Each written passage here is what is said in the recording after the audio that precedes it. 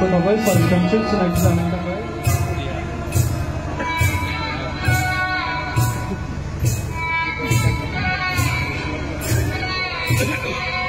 रुंसारि गोपाल स्वर्गियारिनि आरिमु फोरोंगिरि बिस्थिराम बर' তেখেতও মানে গোপালৰ লগতে একে আছিলে আৰ্টিষ্ট বিদেশৰ পৰা তেখেতৰ ছুটী লৈ আহিছে।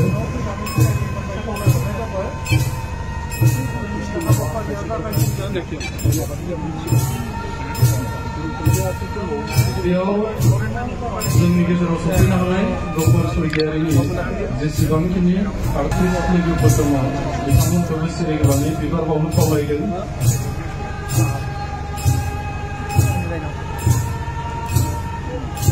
जोंनि गेजेराव बाहागो लानो हानाय जोंनि आगोलनि बिएलटिनि रोखोमनि सासे सुबुंखौ नायसंनो थाखायबो मानसिफोराबो माब्लाबा नासयो।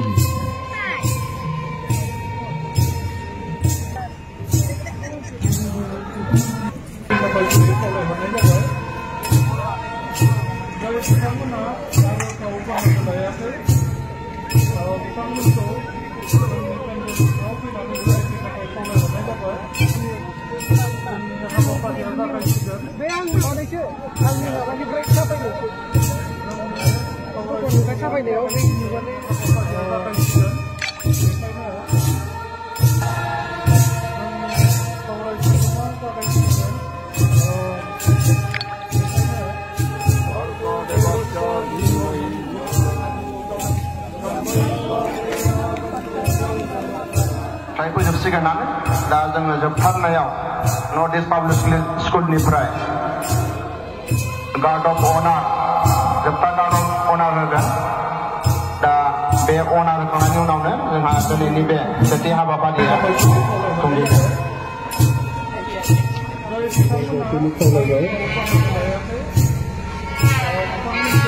लोगोसेनो सिगाङाव जाबाय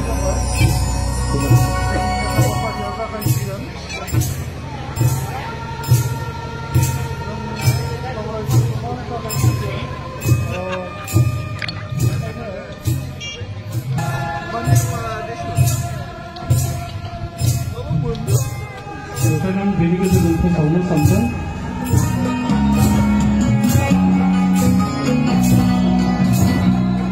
बादल देंखोफोरा साक्सेस जानांगौ बेखौ नोजोर बोनानै गोबां खस्थ' खालामदोंमोन। आरो खस्थ' खालामनायखौ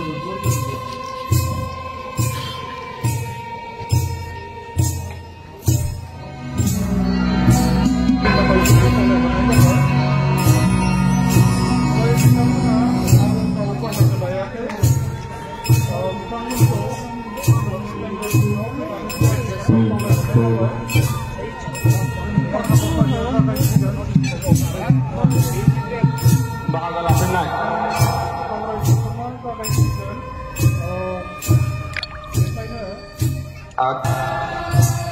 Dulanai Harimu Afad ni Mangganam Udangkuri Jilla Afadni Afadgiri Bitang Anisar Boro Bitanga Harimu Afadni Fitrilaku Lambang bini takai bitangnisim terjaga habai legasnya orang Jilla Boro Sautin खुलुमबाय गिबियावनो दिनै रुंसारि गोपाल स्वर्गियारिनि जा सारादु खुंनाय बे दा अपेन सेसन जागायजेनसिगोन। बिनि थाखाय जों दुलाराय बर' हारिमु आफाद आरो गुबुन गुबुन आफाद बिथांमोनाबो सफैखाबाय। दा रुंसारि गोपाल स्वर्गियारि बिथांनि जा खामानि मावनाय दांनाय बे जोबोद मोजांमोन। बियो एकेलेथारिहाय सासे खनगिरि दामगिरि मोसागिरि आरिमुगिरि फोरोंगिरि केमेरामेन माने गासै बिथिङाव बेहा रोंगौथि दङमोन। आरो बियो सासे जोंनि बर' हारिनि गेजेराव सम्पद बादिमोन। दा बिथांखौ जोङो खोमानो गोनां जाबाय हरखाबै। आरो बिथांनि रुंसारि जानायाव बर' हारिहा गोबां खहा जादों। बिथांनि बिमा बिफा ओनसोलजों लोगोसे दुलाराय बर' हारिमु आफादानो सासे मोजां गोरों मावथि आरिमुनि मावथिखौ जोङो खोमानो गोनां जाबाय। बेनि थाखाय बर' हारिहा जोबोद खहा जादों। आरो बिथांनि जा मावनाय दांनाय बेखौ लानानै ओनसोलनि रायजो राजा लोगोसे दुलाराय बर' हारिमु आफाद आरो बर' रेडिअ टिभि आर्टिस्ट एस'सियेसन आरो बिसा बे गासिबो लोगो जानानै मोनसे टाइटेल बिथांनो होनाय जादों जे आरिमु जोहोलाव होननानै। बियो जिहेथु आरिमु बेलायाव जोबोद रोंगौथि गोनांमोन आरो बिथांनि जा आरिमु दाननाय लंथाइ बानायनाय बियो जोबोद समायना बड'फा उपेन्द्रनाथ ब्रह्मजों लोगोसे गुबुन गुबुन माहारिनि दैदेनगिरि मानगोनां बिथांमोननि जा मुसुखा बिथाङा बानायदों बे जोबोद गुबुनजों रुजुजायै। बे बेलायाव बिथाङा जिथु सेंग्रा बैसोआवनो बेबायदि सासे रोंगौथि सुबुंनि बिदि जोनोम मोनदोंमोन आरो बेनिखायनो जों साफ्रोमबो लोगो नांनानै बिथांखौ मोनसे मोजां बिमुं दोननाय जाबाय जे आरिमु जोहोलाव। आरो बे आरिमु जोहोलाव मुङैनो बे गपाल स्वर्गियारिया अरायसम मिथिजासिगोन आरो जों सानो जा बिथांनि मावनाय दांनाय बिनि आदर्शखौ लानानै बर' हारिनि उन जोलैफ्रा आवगायगोन आरो हारिखौ सिबिनो थाखाय आरिमु सिबिनो थाखाय थुलुंगाखांगोन आं बेखौ आसा खालामदों।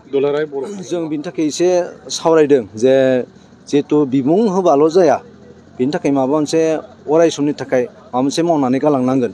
बेनिखायनो जों आरिमु जोहोलाव गपाल स्वर्गियारिनि मुङै जोङो माबा मोनसे बान्था, बोसोरारि बान्था बे बेलायाव खामानि मावनाय बिथांमोननो जोङो होनायनि राहा खालामगोन। आरो बिनि थाखाय जोङो दानि बिटिआर गभर्नमेन्ट बेजोंबो जों सावरायगोन। दुलाराय बर' हारिमु आफादा बे नीलेश्वर उस्ताद जोहोलाव नीलेश्वर ब्रह्म एवार्ड, उस्ताद कामिनी कुमार नार्जारी एवार्ड बेखौ होयो।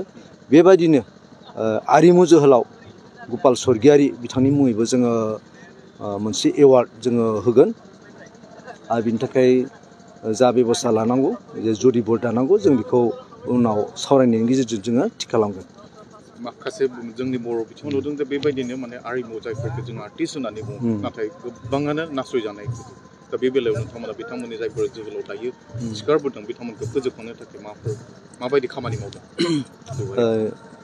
जोबोद मोजां सोंथि जे जायफ्रा आरिमु बायदि बायदियाव ओंखारो, जों नुनो मोन्दों गोबाङानो गैजारोङि न'खरनि रांखान्थि लानानै हालोदफोरा जोबोद गाज्रि, गाव जेने तेने थांनानै थायो। बेबायदि मानसिफ्रा बे आरिमुनि गेजेरजों हारिमुखौ सिबियो। दा गपाल स्वर्गियारियाबो बेबायदिनोमोन, सासे माने जोबोद गैजारोङि न'खरनिफ्राय फैनाय आरो बेजोंनो बियो जेने तेने थांना थायोमोन। दा बे आरिमु बे बिथिंफोरखौ गासैखौबो बे गैजारोङि मानसियासो बांसिनै फोथांना लाखिदों। साफा सानै दङ जायफोरा एसे गोनां गेदेर न'खरनियाबो आरिमु सिबिदों, नाथाय बांसिन गैजारोङि न'खरनिफ्राय सिबिनायखौ जोङो नुनो मोन्दों। आरो बिथांमोना ओरैबायदि सिबियो जे न'आव ओंखाम गैयाब्लाबो, उदैयाव ओंखाम गैयाब्लाबो हारिनि खामानियाव बिथांमोना ओंखारदों। दा बे बेलायाव जोंहा सरकारफोराबो दायित्व दङ बिथांमोनखौ एसे नोजोर होनानै बिथांमोननि रांखान्थिफोरखौ एसे गोजौ दैखांनो। दा जों गुबुनखौ नायहरब्ला नुयो जे सिनेमा जगतआवनो जा बा संगित जगतआवनो जा, बै जोंनि भारतनि माखासे हारिफ्रा गाव हारिनि मानसिफोरखौ बिदि रोंगौसाफोरखौ आर्टिस्टफोरखौ गोजौआव दैखाङो। नाथाय जोंनि बर'फ्रा बे बेलायाव एसे उन जानानै दङ। जोङो सावरायखांबाय, जोंहा दुलाराय बर' हारिमु आफादनि मानगोनां सुखराम बर', आं आरो जोंनि बिटिआरनि मानगोनां शिब प्रमद बर' बिथांजों जोङो सावरायबाय जे बे बेलायाव जों माबाफोर गोदान राहा लानो हागोन नामा, जे जोंनि गैजारोङि आर्टिस्टफोरखौ गोजौआव दैखांनो थाखाय एसे थांनानै थानायनि राहाखौ मोजां खालामनानै होनो हानायनि थाखाय माबा राहा लानो हागोन नामा, जों बेखौ सावरायदों। आरो बिथाङा खौरां होदों जे जोङो बेखौ सावरायफिननानै गोदान राहा लानो जोङो बेब'स्था खालामगोन होननानै। आरो जों बेखौ जुर होदों दुलाराय बर' हारिमु आफादा जे मोसानाय थेनायनिल' नङा जेसेबां गुबुन गुबुन आयदायाव आर्टिस्टफोर दङ रोंगौसा दङ बिथांमोनखौ रांखान्थि लानानै एसे जौगाहोनाय आरो समाजाव मान सन्मान लाबोनानै होफैनाय बे बिबानखौ एसे सोलायनो थाखाय जोङो बेबस्था लादों। जोङो दा थांनाय बिथां रुंसारि जानाय समावनो सारा आसाम नाङै जोंनि बिसाय डिस्ट्रिक्ट कमिटिफोरा साथि सावनाय जादों। बिथांनि मुंख्लंनि थाखाय जोङो दा जिथु बाथि बड' फिल्म एवार्ड फांसन फैगासिनो दं बेनि थाखाय जोंहा मिथिं जानो गोनां दं। बेवहाय जों कपाल स्वर्गियारिनि थाखाय माबा मावनाय जागोन नामा बेनि सायाव जोङो सावरायनानै बिथांखि लानाय जागोन। जों दिनै बेखिनिखौ फोजोबबाय।